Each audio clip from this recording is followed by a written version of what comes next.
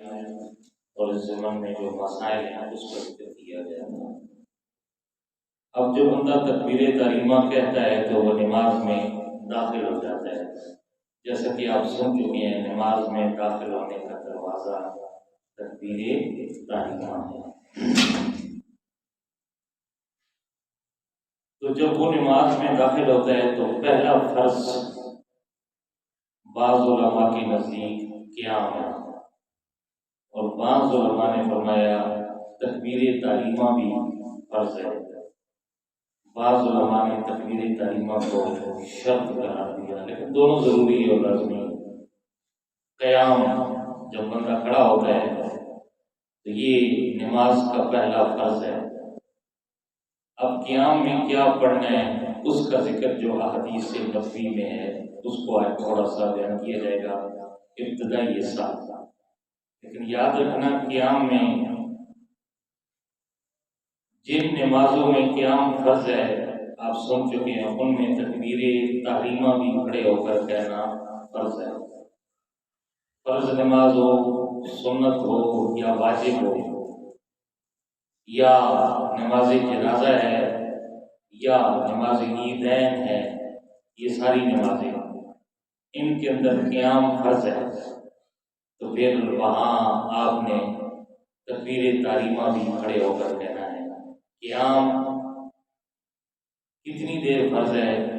کم از کم اتنی دیر جتنی دیر میں بندہ ایک بڑی آیت یا 3 چھوٹی آیتیں جو فرض قرات ہے اتنی دیر میں قیام بھی فرض ہے۔ لیکن اگر کوئی بندہ شرعی معذور ہے تو وہ قیام کو موقوف کر سکتا ہے، یعنی کھڑا نہیں ہو سکتا، نماز پڑھ سکتا ہے، یہ شرعی حکم ہے۔ وہ شرعی معذور سب سے پہلا عذر جو ہے وہ بیماری ہے، یعنی لاغر ہو گیا ہے، کمزور ہو گیا ہے، بڑھاپا ہے، بیماری کی وجہ سے اس کی ٹانگوں میں طاقت نہیں ہے کہ وہ کھڑا ہو سکتا ہے، تو وہ بیٹھ کے نماز پڑھ سکتا ہے۔ لیکن اس کا معنی یہ نہیں ہے کہ وہ خود بخود چل کے آتا بھی ہو اور قیام کر بھی سکتا ہو، بیٹھ کے وہ تکبیر تحریمہ کرے، تو ایسا نہیں ہے۔ جتنا وہ کھڑا ہو سکتا ہے اتنا کھڑا ہونا اس پہ فرض ہے۔ اس کے بعد جب وہ سمجھ جائے کہ ہم نے زیادہ دیر کھڑا نہیں ہو سکتا تو بیٹھ جائے۔ یہاں تک بھی علماء نے فرمایا کہ اگر کوئی بندہ تکبیر تحریمہ کہنے کی دیر تک بھی کھڑا ہو سکتا ہے تو تکبیر تحریمہ کھڑے ہو کر کہے اور اس کے بعد وہ کیا کرے؟ بیٹھ جائے۔ ایک عذر تو یہ ہے بیماری۔ دوسری عذر قیام کی کہ بیٹھ کے وہ عذر یہ ہے کہ اس بندے کو سلسل بول، پیشاب کی قطرے جس کو نا کہتے ہیں ہم، ایک بندے کو یہ بیماری ہے کہ اس کو پیشاب کے قطرے آتے ہیں۔ کب آتے ہیں؟ جب وہ کھڑا ہوتا ہے، اور اگر وہ بیٹھ جائے تو اس کو قطرے نہیں آتے۔ تو پھر اس صورت میں بھی علماء نے فرمایا اس پہ لازمی ہے کہ وہ بیٹھ کے نماز پڑھے۔ وہ کیا کرے؟ بیٹھ کے نماز پڑھے، کیونکہ کھڑے ہو کر کیا ہے، قطرے آتے ہیں، پیشاب کی وضو ضائع ہوتا ہے۔ لہٰذا اگرچہ اس کے وضو کا حکم بھی ہو ہے، شرعی جو معذور ہوتا ہے وہ پھر آگے کہیں بیان کیا جائے گا، شاید پہلے بھی میں نے یہ دفعہ بیان کیا ہے۔ تو بہرحال وہ کیا کرے، کھڑے ہو کر اگر وہ اس کو پیشاب کے قطرے آتے ہیں تو وہ بیٹھ جائے، اور بیٹھنا اس پہ ضروری ہے۔ اگر بیٹھ کے اس کو قطرے نہیں آتے ہیں، اور اگر بیٹھ کے بھی قطرے آتے ہیں تو پھر وہ ٹھیک نہیں۔ اور اسی طرح ریح، یعنی اس کی ہوا، ریح، بیماری اسی طرح کھڑے ہوتا ہے تو زیادہ ریح خارج ہوتی ہے، بیٹھتا ہے تو کم تو پھر بیٹھتا ہے، ٹھیک ہے نا جی۔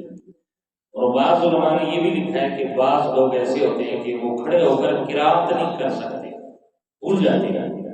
کیا ہوتے ہیں؟ بھول جاتے ہیں، ہوتا ہے ایسا، ٹھیک ہے نا جی۔ تو ویسے تو نماز نہیں ہے کہ وہ آنکھیں کھول کے رکھے، جہاں سجدہ ہے جب قیام کرے تو صحیح جگہ پہ اس کی جگہ ہونی چاہیے، ٹھیک ہے نا جی۔ لیکن بعض لوگ یہ ہوتے ہیں کہ جب وہ آنکھیں کھول کے رکھتے ہیں تو قرات نہیں کر سکتے تھے، پھر ان کو علماء نے اجازت دی ہے کہ وہ آنکھیں بند کر کے قرات کر سکتے، ٹھیک ہے نا جی۔ اسی طرح کوئی بعض لوگ کھڑے ہو کر اگر قرات نہیں کر سکتے، بھول جاتے ہیں، واقعہ اور یقیناً بھول جاتے ہیں، اور بیٹھ کے نہیں بھولتے تو وہ پھر بیٹھ سکتا ہے اور بیٹھ کے قرات کرے. ٹھیک ہے جی، یہ چند مسائل. اب پڑھے گا کیا؟ حضرت ابو سعید خدری فرماتے ہیں کہ نبی اکرم صلی اللہ علیہ وسلم جب نماز کے لیے قیام فرماتے تھے تو تکبیر کہتے اور پھر پڑھتے سبحانک اللہم وبحمدک وتبارک اسمک وتعالی جدک ولا الہ غیرک. اس کو ہم کیا کہتے ہیں؟ ثنا. کیا کہتے ہیں؟ بولو. ثنا کہتے ہیں. یہ الفاظ بھی ہیں.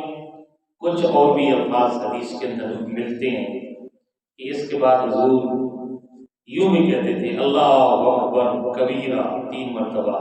یہ لا الہ الا اللہ کے لفظ بھی آتے ہیں. اس کے علاوہ امام الانبیاء صلی اللہ علیہ وسلم کے حوالے سے یہ بھی روایت ملتی ہے کہ جب آپ ثنا کہتے تو ان الفاظ کے ساتھ بھی آپ ثنا فرمایا کرتے تھے وجہت وجہی للذی فطر السماوات والارض حنیفا وما انا من المشرکین ان صلاتی ونسکی ومحیای ومماتی للہ رب العالمین. یہ آیت بھی روایات کے اندر آتا ہے، لیکن اکثر علماء نے اسی حدیث کو پسند بھی کیا ہے اور اس پہ عمل بھی کیا ہے کہ جو ہم ثنا پڑھتے ہیں سبحانک اللہم وبحمدک وتبارک اسمک وتعالی جدک ولا الہ غیرک. اسی کو اکثر علماء نے پڑھا بھی ہے اور اسی کو جو ہے وہ اختیار بھی کیے. بڑے بڑے اس کے اندر صحابہ بھی شامل ہیں جن میں حضرت عمر فاروق رضی اللہ تعالیٰ عنہ شامل ہیں. دیگر بڑے بڑے معتبر صحابہ کہ جو اسی ثنا کو پڑھا کرتے تھے اور امام ابو حنیفہ نے بھی اسی کو اختیار کیا ہے. جیسے کہ بہت سی روایات ہیں. حضرت عمر فاروق رضی اللہ تعالیٰ سے روایت ہے دارالقطنی کے اندر کہ وہ فرماتے ہیں کان رسول اللہ صلی اللہ علیہ وسلم اذا کبر للصلاۃ قال سبحانک اللہم وبحمدک وتبارک اسمک وتعالی جدک. جب رسول اللہ نماز کا آغاز کرتے تو کیا پڑھتے؟ سبحانک اللہم. اسی طرح ابو یعلا کی روایت ہے، راوی حضرت انس بن مالک ہیں کہ نبی علیہ الصلوۃ والسلام جب نماز کے لیے کھڑے ہوتے ثم یقول کہتے سبحانک اللہم وبحمدک، آخر تک یہ بات کیا کرتے تھے. اسی طرح ترمذی کے اندر بھی روایت ہے، ابو داؤد کے اندر بھی ہے اور ابن ماجہ کے اندر بھی سید عائشہ صدیقہ سے روایت ہے. آپ فرماتی ہیں کہ جب رسول اللہ نماز شروع فرماتے ہیں تو یوں فرماتے سبحانک اللہم وبحمدک وتبارک اسمک وتعالی جدک. تو اس کو اپنایا گیا ہے. اب اس کا معنی کیا ہے؟ ٹھیک ہے نا جی. امام ابو حنیفہ اور امام مالک نے اسی کو اپنایا ہے، اسی کو پڑھتے تھے. امام شافعی وہ دوسری روایات لیتے ہیں جو میں نے آپ کے سامنے پڑھی ہے وجہت وجہی للذی فطر السماوات والارض حنیفا، اور دیگر ائمہ اسی ثنا کو اختیار کیا، اسی کو پڑھتے تھے. اب ثنا کا معنی اس کا کیا ہے جو ہم پڑھتے ہیں سبحانک اللہم، اے اللہ تو پاک ہے. کس چیز سے؟ ہر عیب سے، ہر نقص سے، ہر کمزوری سے تو پاک ہے. کیا ہے؟ ہر نقص سے بندہ یہ اقرار کرتا ہے، ہر عیب سے، ہر کمزوری سے تو کیا ہے؟ پاک ہے. اس لیے اللہ تبارک و تعالیٰ نے یہ رجب کا مہینہ بھی ہے، جب رسول اللہ کا معراج کا ذکر کیا نا قرآن مجید میں تو وہاں بھی لفظ سبحان سے معراج کو بیان کیا 15 پارے کے آغاز میں. فرمایا سبحان الذی اسریٰ بعبدہ لیلا من المسجد الحرام الی المسجد الاقصی. اللہ جانتا کہ کوئی آسمانوں پہ چلا گیا اور مختصر سے وقت میں واپس آ گیا تو اللہ نے فرمایا یہ تمہارے نزدیک تو ناممکن ہے لیکن میں قادر مدرک ہوں، میں ہر کمزوری اور ہر عیب سے پاک ہوں، جو چاہوں کر سکتا ہوں. سبحان، پاک ہے وہ ذات جس نے سیر کرائی اپنے بندے خاص کو. آگے فرمایا وبحمدک. اچھا سبحان اس میں یہ بھی ہے، اس چیز کی بھی نفی ہے کہ اللہ اولاد سے بھی پاک ہے، اللہ زوج سے بھی پاک ہے، نہ اس کو کسی نے جنا نہ وہ کسی سے جنا گیا. یکتا وحدہ لا شریک ذات ہے، اس سے بھی منزہ اور پاک ہے. آگے یہ فرمایا وَبِحَمْدِكَ، اے اللہ تمام حمدیں تعریفیں تیری لیے ہیں، تمام ثنائیں تیری لیے ہیں۔ یعنی جب بندہ نماز کا افتتاح کر رہا ہے تو یوں اپنے رب کی تعریف و توصیف کر کے نماز کا آغاز کر رہا ہے۔ وَتَبَارَكَ اسْمُكَ، اے اللہ تیرا نام بڑا برکت والا ہے، بڑی عظیم برکت والا ہے۔ وَتَعَالَى جَدُّكَ، اور تیرا جلال بلند ہے اور تو رفت والا اور عظمت والا ہے۔ وَلَا إِلَٰهَ غَيْرُكَ، تیرے علاوہ کوئی معبود نہیں ہے، تیرے علاوہ کوئی عبادت کے لائق نہیں ہے، تو ہی عبادت کے لائق ہے۔ ٹھیک ہے نہیں، تو ہی کیا ہے؟ عبادت کے لائق ہے۔ آگے اس کے بعد کیا پڑھا جاتا ہے؟ اس کے بعد دوسری حدیث ہے کہ پھر امام الانبیاء صلی اللہ علیہ وآلہ وسلم اعوذ باللہ اور بسم اللہ پڑھا کرتے تھے۔ کیا کرتے تھے؟ تعوذ اور تسمیہ، یعنی اعوذ باللہ اور بسم اللہ امام الانبیاء صلی اللہ علیہ وآلہ وسلم۔ اس کے بعد جو ہے اچھا جی، اس میں تو کسی کا اختلاف نہیں ہے کہ اعوذ باللہ اور بسم اللہ پڑھنا چاہیے۔ تھوڑا سا جو اختلاف ہے کہ جہرن پڑھیں یا سرن پڑھیں بسم اللہ کو، تعوذ کو نہیں۔ تو اس حوالے سے امام مالک، امام ابو حنیفہ اور امام احمد بن حنبل دونوں کا موقف یہ ہے کہ چاہے امام نماز سری پڑھا رہا ہے یا جہری پڑھا رہا ہے، خاموشی والی قرات والی پڑھا رہا ہے یا بلند آواز والی پڑھا رہا ہے یا اچھا آواز والی پڑھا رہا ہے، دونوں صورتوں میں تعوذ اور بسم اللہ آہستہ پڑھے گا۔ کیا پڑھے گا؟ آہستہ پڑھے گا۔ اور جب کوئی بندہ اکیلی نماز پڑھ رہا ہے تو اس کے لیے بھی یہی ہوتا ہے۔ اسی طرح جو ہے وہ امام شافعی فرماتے ہیں کہ جو جہری نمازیں ہیں، یعنی جن میں قرات امام بلند آواز سے کرتا ہے، جیسے کہ فجر، مغرب اور عشاء، تو ان میں بسم اللہ بھی جہرن پڑے گا۔ اور امام مالک فرماتے ہیں بسم اللہ پڑھنے کی ضرورت ہی نہیں ہے، صرف ثنا پڑھے اور تعوذ پڑھے اور پھر آگے سورۃ فاتحہ کا آغاز کر دے۔ یہ ایک بات ہے۔ تو بہرحال زیادہ قول یہی ہے کہ جس پہ عمل کیا امام ابو حنیفہ نے بھی، اور بہت سے جو ہے وہ صحابہ سے یہ بات ثابت ہے کہ تعوذ اور بسم اللہ دونوں کیا ہیں؟ آہستہ آواز میں ہر حال میں پڑھی جائیں گی۔ جیسے کہ صحیح بخاری کے اندر بھی روایت ہے، امام مسلم نے بھی اس روایت کو نقل کی ہے۔ حضرت انس فرماتے ہیں میں نے رسول اللہ کے ساتھ، حضرت ابو بکر کے ساتھ، حضرت عمر کے ساتھ، حضرت عثمان کے ساتھ نماز پڑھی تو میں نے کسی ایک کو بھی بسم اللہ پڑھتے ہوئے بلند آواز سے نہیں پایا، جہرن انہوں نے بسم اللہ نہیں پڑھی۔ اسی طرح بخاری کے اندر بھی روایت جو ہے وہ حضرت انس ہی ہے کہ نبی علیہ الصلوۃ والسلام عمر فاروق جب نماز کی قرات کا آغاز کرتے بلند آواز سے تو الحمدللہ سے شروع کیا کرتے تھے۔ اس سے الحمدللہ سے شروع کیا کرتے تھے۔ اسی طرح امام نسائی کے اندر بھی یہ روایت موجود ہے اور دیگر روایات بھی موجود ہیں۔ حضرت ابو واحد فرماتے ہیں کہ حضرت عبداللہ ابن مسعود بسم اللہ، تعوذ، ربنا لک الحمد کو آہستہ آواز میں پڑھتے تھے۔ کیا ہے؟ آہستہ آواز میں پڑھتے تھے، یعنی جب جماعت کراتے نہ تھی تو اکیلا بھی تو اس نے بھی پڑھنا ہے، لیکن جماعت کے ساتھ جب امام پڑھتا ہے تو وہ سمع اللہ ولمن حمدہ بلند آواز سے کہتا ہے، اور ربنا لک الحمد مقتدی بھی آہستہ کہیں گے اور امام بھی کہے گا۔ یہ سنت ہے، یہ کیا ہے؟ سنت ہے، لیکن آہستہ آواز میں وہ ان کلمات کو پڑھے گا۔ اسی طرح حضرت حماد کہتے ہیں کہ 4 چیزیں آہستہ آواز میں کہنا سنت ہے۔ وہ کیا کیا ہے؟ بسم اللہ الرحمن الرحیم، تعوذ، آمین، ربنا لک الحمد، اور جب وہ سنے ربنا لک الحمد تو وہ جب وہ سمع اللہ ولمن حمدہ سنے تو ربنا لک الحمد کیا کہے؟ آہستہ آواز میں یہ کہنا چاہیے۔ تو بہرحال یہ مختصر سی بات تھی، چند میں نے آپ کے سامنے ثنا پڑے گا، ثنا کے بعد اعوذ باللہ پڑھے گا اور پھر کیا پڑھے گا بسم اللہ الرحمن الرحیم اور پھر اس کے بعد الحمدللہ سے قرات کا آغاز کیا جائے گا۔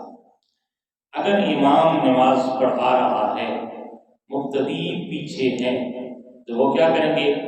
وہ ثنا پڑھ کے ولا الہ غیرک پڑھ کے خاموش ہو جائے گا۔ بسم اللہ یہ امام کا کام ہے، وہ آہستہ پڑھے گا، اس لیے کہ امام نے قرات کرنی ہے اور تلفظ اور بسم اللہ یہ قرات کے تابع ہے، ٹھیک ہے، یہ کیا ہے؟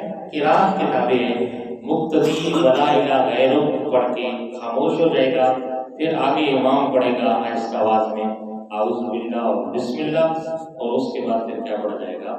بلند آواز سے قرات شروع ہو جائے گی الحمدللہ سے، ٹھیک ہے نا جی۔ اس کو ہاں اگر کوئی بندہ اکیلی نماز پڑھ رہا ہے تو پھر وہ تلفظ اور بسم اللہ پڑھ کے، کیونکہ اس نے قرات بھی پڑھنی ہے، پھر وہ پڑھے گا، ٹھیک ہے نا جی۔ تو یہ ایک بات۔ دوسری بات یہ ہے کہ ثنا پڑھنا یہ واجب نہیں ہے۔ ثنا پڑھنا کیا ہے؟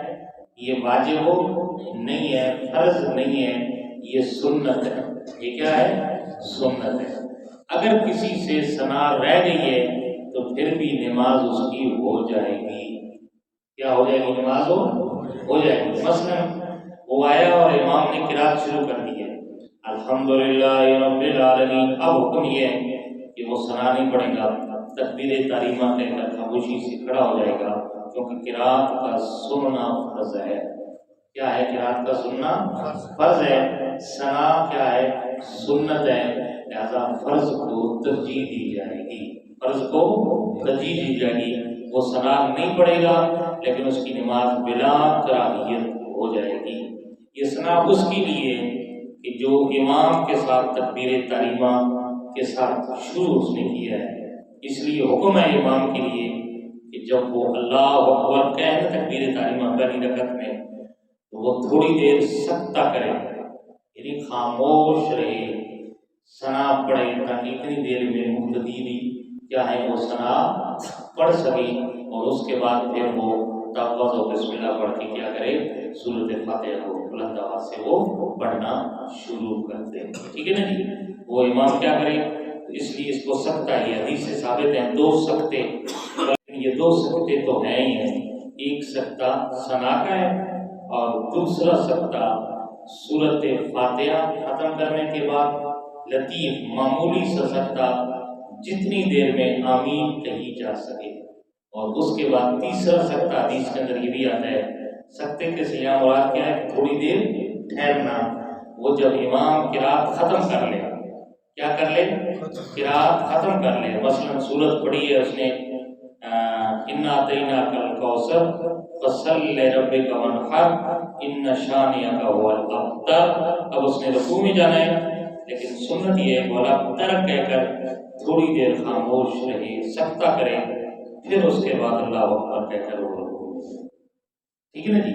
تو یہ حدیث سے سکتے آگے آئیں گے، شاید حدیث آئے گی کر بھی، تو میں ویسے یہ ثنا کیا ہے؟ اس لیے امام کے لیے حکم ہوتا ہے کہ وہ جب تکبیر تحریمہ کہے تو وہ سکتہ یعنی خاموشی سے ثنا پڑھے، تلفظ اور بسم اللہ پڑھے، تاکہ اتنی دیر میں مقتدی بھی ثنا پڑھ سکے، اور اس کے بعد پھر سے سورت پڑھے۔ یہ نہیں کہ اللہ اکبر الحمدللہ رب العالمین، تھوڑا سا سکتہ، تھوڑی سی خاموشی، اتنی دیر میں جتنی دیر میں ثنا پڑھی جاتی ہے، ٹھیک ہے نا جی۔ تو بہرحال ثنا کیا ہے؟ یہ واجب اور فرض نہیں ہے، یہ سنت ہے یا مستحب، بعض علماء نے لکھی ہے۔